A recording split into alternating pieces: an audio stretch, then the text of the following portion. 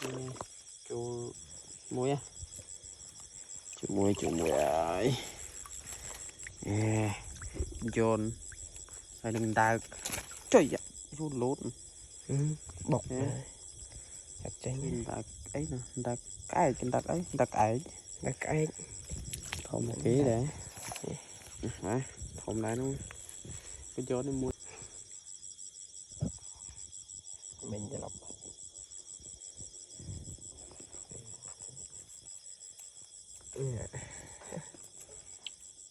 มันได้ทีนะพี่ Thì mình kinh mặt cực.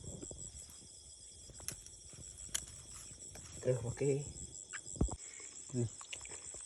Một cái đó, một cái. tụng phần phần này héo thông một cái Cái nông này thật là lâu chiếu. Chích một lố. Trời ơi, đừng về nữa thôi.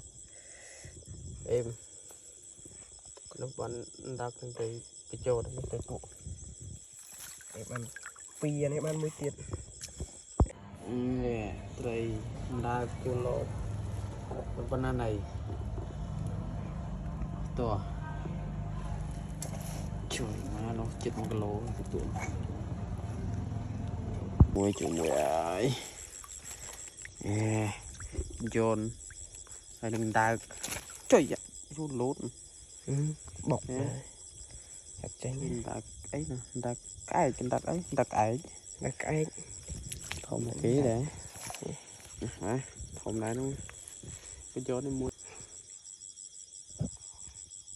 mìnhจะlọc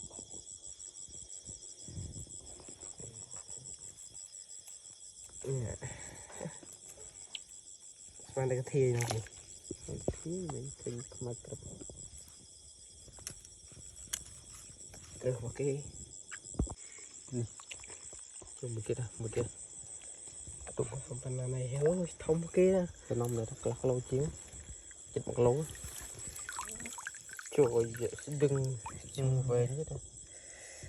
Em